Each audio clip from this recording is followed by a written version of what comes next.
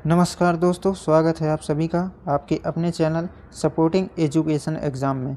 दोस्तों, सीटेट सितंबर 2026 में शामिल हो रहे सभी विद्यार्थियों के लिए एग्ज़ाम की अग्रिम शुभकामनाएं। दोस्तों, यह क्लास बाल विकास के संबंध में ऐसी क्लास होने वाली है जहां से डायरेक्ट क्वेश्चन सीटेट में पूछे जाते हैं। जैसे बाल विकास से नाम से ही पता चलता है कि बालक का विकास, वृद्धि, विकास, ऐसे टॉपिक से हर बार क्वेश्चन सीटेट पूछता है। तो आइए आज की क्लास को शुरू करते हैं और ध्यान से जितने क्वेश्चन मैं करवाऊंगा टॉप 20 क्वेश्चन करवाने वाला हूं, उनमें से अधिकतर क्वेश्चन आपके सीटेट पेपर में देखने को मिलेंगे। तो आइए वीडियो को शुरू करते हैं और देखते हैं आपकी स्क्रीन पर ये रहा आज का पहला क्वेश्चन। तो पहला क्वेश्चन क्या कहता है, देखते हैं। कहता है कि व्यवहारवाद का जनक किसे कहा जाता है। तो देखिएगा, व्यवहारवाद का जनक किसे माना जाता है। पहला ऑप्शन है अरस्तु, सेकंड है विलियम जेम्स, और थर्ड है वाटसन, और फोर्थ है वुडवर्थ। तो देखिएगा, यहाँ पे मैं आपको बता दूँ कि जो व्यवहारवाद का जनक है वो हमारे वाटसन है ना। तो यहाँ पे राइट आंसर हमारा वाटसन चला जाएगा। आइए अगला क्वेश्चन देखते हैं। अगला क्वेश्चन कहता है कि किस मनोवैज्ञानिक ने चेतना को एक बुरा शब्द बताया है। तो किस मनोवैज्ञानिक ने चेतना को एक बुरा शब्द बताया है। तो यहाँ पे इन्होंने जो है चेतना को एक बुरा शब्द कहा है। तो किसने कहा है, यहाँ पे ध्यान देते हैं। यहाँ पे कहा है इन्होंने विलियम मैकडूगल ने। तो यहाँ पे ध्यान रखना है कि चेतना को एक बुरा शब्द किसने बताया है, तो मैकडूगल ने। चलिए फटाफट से देखते हैं अगला क्वेश्चन। अगला क्वेश्चन है साइकोलॉजी शब्द का शाब्दिक अर्थ होता है। तो देखिएगा, साइकोलॉजी का अर्थ होता है यहाँ पे आत्मा का अध्ययन, है ना। साइकोलॉजी शब्द का मतलब होता है आत्मा का अध्ययन। ठीक है, चलिए अगला क्वेश्चन देखते हैं। अगला क्वेश्चन है कि आधुनिक मनोविज्ञान के जनक माने जाते हैं। तो यहाँ पे ध्यान से बताइएगा कि आधुनिक मनोविज्ञान के जनक कौन है। पहला है विलियम जेम्स, दूसरा है जॉन डीवी, तीसरा है कमल मुखर्जी, चौथा है अरस्तु। तो यहाँ पे देखिएगा, मैं आपको बता दूं कि आधुनिक मनोविज्ञान का जनक जो है माना जाता है, किन्हें कहा जाता है आधुनिक मनोविज्ञान का जनक। तो यहाँ पे कहा जाता है विलियम जेम्स को, है ना। जेम्स हैं, तो यहाँ पे ध्यान रखना, विलियम जेम्स आधुनिक मनोविज्ञान के जनक माने जाते हैं। चलिए अगला क्वेश्चन देखते हैं। अगला क्वेश्चन क्या कहता है, ध्यान से देखिएगा। अगला क्वेश्चन कहता है कि मनोविज्ञान के आदि जनक किसे माना जाता है। तो मनोविज्ञान के आदि जनक किसे माना जाता है, ध्यान से क्वेश्चन को देखिए, क्योंकि ये क्वेश्चन ऐसे क्वेश्चन है जो डायरेक्ट पेपर में पूछे जाते हैं, इसलिए आपको वीडियो मिस नहीं करनी है। यहाँ से क्वेश्चन हर बार बनते हैं और बनेंगे। अभी ये मनोविज्ञान के क्वेश्चन हैं, आगे बाल विकास और वृद्धि से संबंधित क्वेश्चन भी मैं लिया हुआ इसी क्लास में। तो चलिए देखते हैं जल्दी से, मनोविज्ञान के आदि जनक किसे कहा जाता है। तो यहाँ पे मैं आपको बता दूं कि मनोविज्ञान के आदि जनक जो है वो अरस्तु को माना जाता है ना। तो कभी भी पेपर में आ जाए कि मनोविज्ञान के आदि जनक किसे माना जाता है, तो यहाँ पे राइट आंसर हो जाएगा अरस्तु। आइए अगला क्वेश्चन देखते हैं। अगला क्वेश्चन देखिएगा, यहाँ से ऐसे जो है फैक्ट वाले क्वेश्चन डायरेक्ट आ जाते हैं पेपर में। देखिएगा क्या कहता है, ध्यान से पढ़िएगा। सर्वप्रथम मनोविज्ञान ने अपनी आत्मा का त्याग किया, फिर इसने अपने मन का त्याग किया, फिर इसने चेतना को अस्वीकार किया, अब वह व्यवहार के विज्ञान को स्वीकार करता है। यह कथन किसने कहा है। देखिएगा दोस्तों, मनोविज्ञान जो है 4 भागों में विभाजित हुआ। सबसे पहले क्या हुआ, इसको आत्मा का विज्ञान कहा गया, है ना। फिर इसको मन का विज्ञान कहा गया, फिर इसको चेतना का विज्ञान कहा गया, और अब जो है वर्तमान में मनोविज्ञान को जो है व्यवहार का विज्ञान कहा जाता है, जो कि व्यवहारवाद के जनक हमारे जो है वाटसन हैं। ठीक है, तो ये कथन जो है बहुत बढ़िया कथन है, और ये कथन हमारे जो है किसने दिया था ये कथन। तो यहाँ पे राइट आंसर हो जाएगा वुडवर्थ ने। तो ध्यान रखिएगा कि ये कथन किसने दिया है, वुडवर्थ ने। चलिए अगला क्वेश्चन देखते हैं। अगला क्वेश्चन यहाँ पे ध्यान से देखिएगा, किसने कहा कि मनोविज्ञान व्यवहार का विज्ञान है। तो देखिएगा दोस्तों, एक चीज़ मैं आपको बता दूं कि जब भी व्यवहार की बात आए तो आपको जनक में याद रखना है वाटसन को, ठीक है ना। तो इन्होंने ही कहा है कि मनोविज्ञान एक व्यवहार का विज्ञान है, इसलिए यहाँ पे हमारा जो राइट आंसर होगा वो वाटसन हो जाएगा, यानी फर्स्ट ऑप्शन हमारा जो है राइट आंसर होगा। ठीक है, चलिए अगला क्वेश्चन देखते हैं। अगला क्वेश्चन हमारा 8 नंबर का क्वेश्चन है कि निम्नलिखित में से कौन सा विकल्प मनोविज्ञान के सही क्रम को दर्शाता है। देखिए ये वही क्वेश्चन आ गया कि मनोविज्ञान का जो है अभी तक जैसे जैसा विकास हुआ है उसको एक क्रम में बताना है। तो यहाँ पे देखिएगा सबसे पहले जो है मनोविज्ञान को आत्मा का विज्ञान कहा गया, फिर मन का विज्ञान कहा गया, फिर चेतना का विज्ञान कहा गया और अब जो है व्यवहार का विज्ञान कहा जाता है। तो यहाँ पे हमारा राइट आंसर जो है सेकंड नंबर का हो जाएगा, इसलिए आपको ध्यान रखना, ये तो ध्यान रखना ही है ना, क्योंकि यहाँ से क्वेश्चन डायरेक्ट आ जाते हैं पेपर में। चलिए अगला क्वेश्चन देखते हैं। अगला 9वां क्वेश्चन आपकी स्क्रीन पर है। क्या कहता है कि प्रथम मनोवैज्ञानिक प्रयोगशाला की स्थापना कब और किसके द्वारा की गई। तो देखिएगा दोस्तों यहाँ पे जो है प्रथम मनोवैज्ञानिक प्रयोगशाला की स्थापना कब और किसके द्वारा की गई। 1879 में विलियम वुंट ने प्रथम मनोवैज्ञानिक प्रयोगशाला की स्थापना की थी। ठीक है ना। चलिए अगला क्वेश्चन देखते हैं। अगला क्वेश्चन आपकी स्क्रीन पर है, बहुत ही महत्वपूर्ण क्वेश्चन। साइकोलॉजी शब्द की उत्पत्ति किस भाषा से हुई है। अभी हमने साइकोलॉजी शब्द का शाब्दिक अर्थ जाना है, जिसे जो है आत्मा का विज्ञान कहा जाता है ना। साइकोलॉजी का मतलब होता है आत्मा का विज्ञान। अब साइकोलॉजी शब्द की उत्पत्ति जो है किस भाषा से हुई है, तो इसको आपको ध्यान रखना है कि जो साइकोलॉजी शब्द की उत्पत्ति है वो ग्रीक भाषा से हुई है ना। साइको प्लस लोगस शब्द से, 2 शब्दों से मिलकर हुई है और ग्रीक भाषा से साइकोलॉजी शब्द की उत्पत्ति हुई है। ठीक है। चलिए अगला क्वेश्चन देखते हैं, फटाफट से देखेंगे दोस्तों। अगला क्वेश्चन कहता है बालक का विकास कब प्रारंभ होता है। तो देखिए अब 11वें क्वेश्चन से जो है हम 20वें क्वेश्चन तक क्या देखेंगे कि विकास से संबंधित और वृद्धि से संबंधित क्वेश्चन देखने वाले हैं। तो यहाँ से ध्यान से आप लोग देखते जाइएगा। सबसे पहले यहाँ देखते हैं क्या कहता है कि बालक का विकास कब प्रारंभ होता है। देखिए ये क्वेश्चन जो है सीटेट में कई बार पूछ चुका है, कई बार, है ना। तो इसलिए इसको मिस नहीं करना है, ध्यान से देखना। आसान लगते हैं लेकिन जब पेपर में आ जाता है क्वेश्चन तब समझ में आता है ना। जब 4 ऑप्शन अपन देखते हैं तो समझ में आता है कि कैसा करना है, फिर वहाँ पे दिमाग काम करना भी बंद कर देता है। इसलिए आप लोग ध्यान से देखें, किसी भी क्वेश्चन को छोटा ना समझें, क्योंकि जब उसकी कीमत तब होती है जब वो डायरेक्ट क्वेश्चन दिख जाता है पेपर में। तो देखिएगा बालक का विकास कब प्रारंभ होता है, तो माँ के गर्भ से ही बालक का विकास प्रारंभ हो जाता है। यहाँ पे ध्यान रखना है, यानी 4th ऑप्शन हमारा सही हो जाएगा। आइए अगला क्वेश्चन देखते हैं। अगला क्वेश्चन है 12वें नंबर पे। क्या कहता है कि बाल मनोविज्ञान का तात्पर्य क्या है ना। तो बाल मनोविज्ञान का सिंपल सा तात्पर्य ये है कि बालक के मन तथा व्यवहार का अध्ययन करना। अभी अपन पढ़ रहे हैं मन, व्यवहार, व्यवहारवाद, वाटसन, है ना। तो यहाँ पे मनोविज्ञान का तात्पर्य यही है कि बालक के मन का और व्यवहार का अध्ययन करना। ठीक है ना। चलिए तो यहाँ पर राइट आंसर हमारा फर्स्ट हो जाएगा। आइए अगला क्वेश्चन देखते हैं। अगला क्वेश्चन क्या कहता है। अगला क्वेश्चन कहता है कि इनमें से विकास के बारे में कौन सा कथन सही नहीं है। अब एक चीज़ और आपको जल्दी से मैं बता दूं कि क्वेश्चन जब भी आप सीटेट के दें तो वहाँ पे क्वेश्चन को सबसे पहले ध्यान से पढ़ें कि यहाँ पे नहीं पूछ रहा है कि सही पूछ रहा है। ठीक है ना। नहीं यानी नेगेटिव, तो आपको नेगेटिव ही देखना है। ठीक है ना। तो चलिए अब आगे जो है कंटिन्यू करते हैं। तो विकास के बारे में कौन सा सही नहीं है बताना। तो देखिएगा यहाँ पे आपको बता दूं, सबसे पहला है विकास एक व्यापक अवधारणा है। बिल्कुल सही बात है, विकास एक व्यापक अवधारणा। विकास एक जीवन पर्यंत चलने वाली प्रक्रिया है। बिल्कुल, विकास जो है ये जीवन पर्यंत चलती है ना, कभी रुकता नहीं है ना।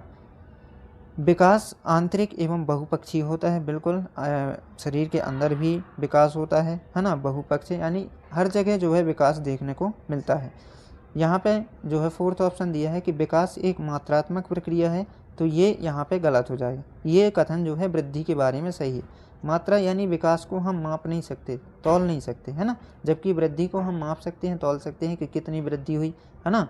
बालक जो है, मान के चलो एक बालक है और बालक को हम जो है देख सकते हैं कि ये कितने इंच का है, फिर उसके बाद जो है अब कितने इंच का है, ये कितने फुट में है। ठीक है ना। तो नाप सकते हैं, तो उसी को वृद्धि कहते हैं। जैसे एक पौधा है, पौधा बढ़ता है तो हम उसकी जो है मात्रा को नाप सकते हैं कि ये पहले छोटा था अब बड़ा हो गया।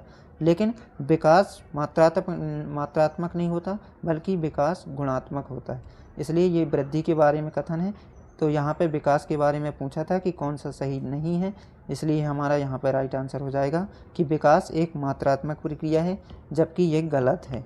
ठीक है ना, विकास के बारे में। चलिए दोस्तों, आइए देखते हैं अगला क्वेश्चन।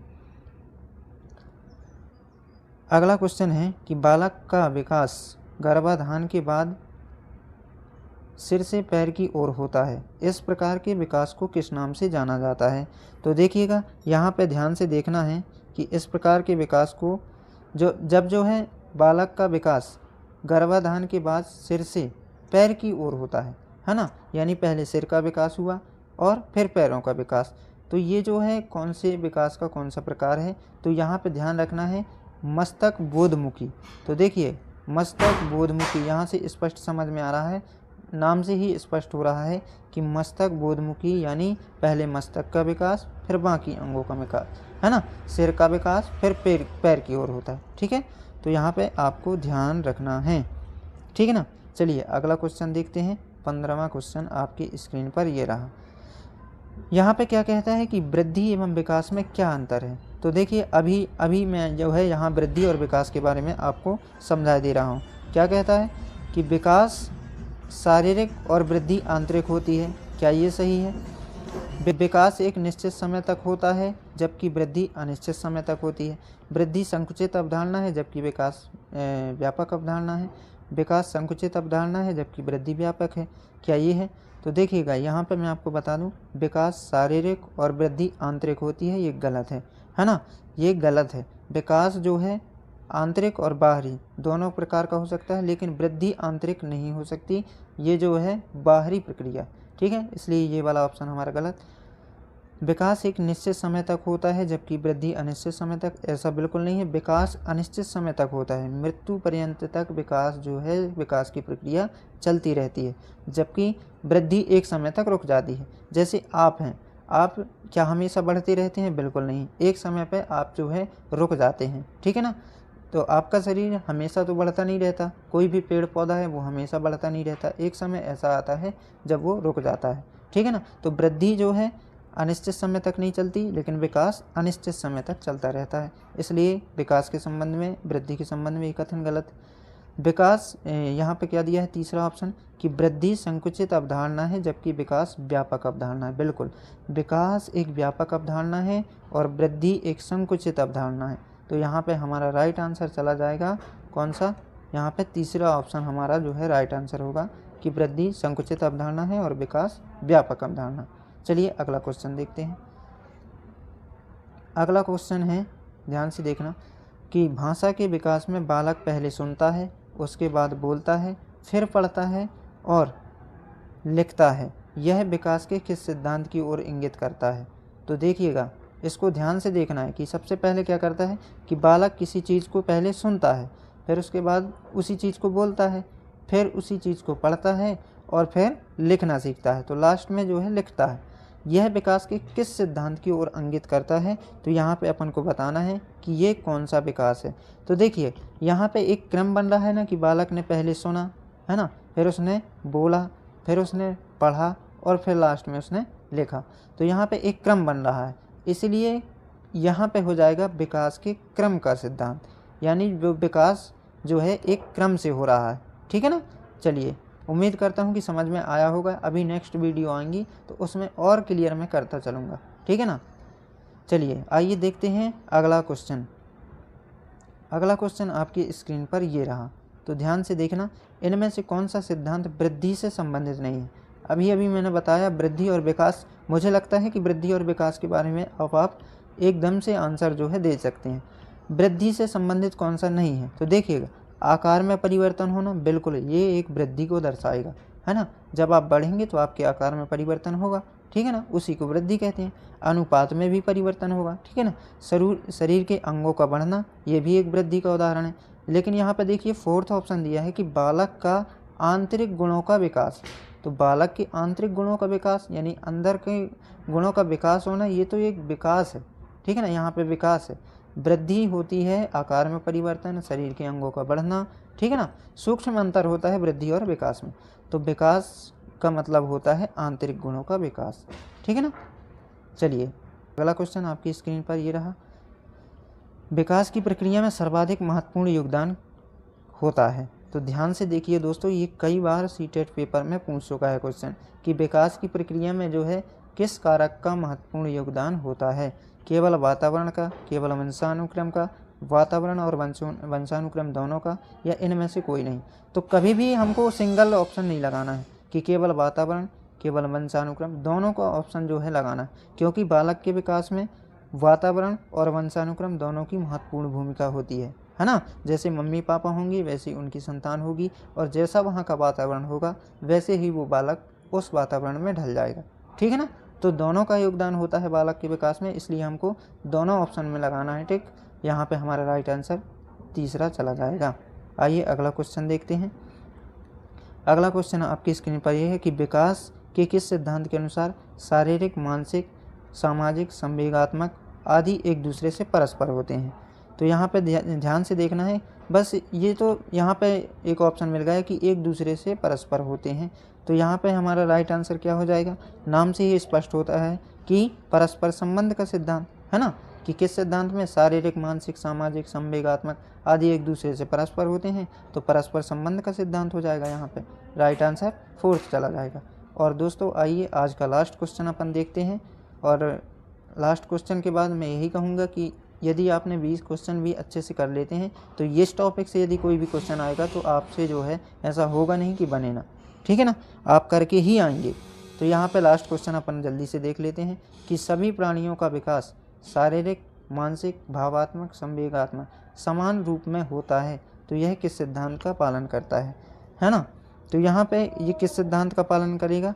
तो समान रूप से यदि होता है, ठीक है ना, परस्पर होता है वो परस्पर सिद्धांत, ठीक है ना, एक दूसरे से कनेक्टेड। लेकिन यदि जो है शारीरिक, मानसिक, भावात्मक, संवेगात्मक ये समान रूप से होता है, ठीक है ना, तो ये कहलाता है, बस नाम से ही स्पष्ट हो रहा है, आप लोग जो है जवाब दे सकते हैं कि समान प्रतिमान का सिद्धांत, है ना भाई। विकास यदि समान गति से हो रहा है तो समान प्रतिमान का सिद्धांत, ठीक है ना। तो यहाँ पे ध्यान रखना है। तो दोस्तों मैंने जो है यहाँ पे टॉप 20 क्वेश्चन आपको करवा दिए हैं, और मुझे नहीं लगता कि यहाँ से जो है क्वेश्चन बाहर आएगा सीटेट में, क्योंकि ये इन टॉपिक से है ना। और इसी तरीके से जो है मैं नेक्स्ट क्लास से भी लेके आऊँगा, क्योंकि देखिए आप थ्योरी से ज़्यादा प्रैक्टिस करेंगे, क्वेश्चन देखेंगे तो वो और ज़्यादा आपके लिए सही रहेगा, क्योंकि अपन एक साथ ज़्यादा क्वेश्चन लगा सकते हैं, ठीक है ना। और सीटेट में मैं आपको कई बार ट्रिक भी बताऊँगा, जहाँ पर भी समस्या आएगी आप मुझे कमेंट करना, मैं आप जो है आपके लिए खड़ा रहूँगा, है ना। हर कमेंट का मैं जो है जवाब दूंगा, और ज़रूरत पड़ी तो वीडियो भी लेके आऊँगा। इसलिए आप लोग बिल्कुल बढ़िया तरीके से तैयार, आपका जो है खड़ा हूँ, आपके साथ खड़ा हूँ जब तक आपका पेपर हो नहीं जाता, ठीक है ना। तो चलिए इसी बातों के साथ मैं आपकी क्लास ख़त्म करता हूँ। लास्ट में यही कहूँगा कि चैनल को सब्सक्राइब करें, शेयर करें, वीडियो अच्छी लगी हो तो लाइक करें, कमेंट करें। चलिए दोस्तों मिलते हैं नेक्स्ट क्लास में, तब तक के लिए जय हिंद।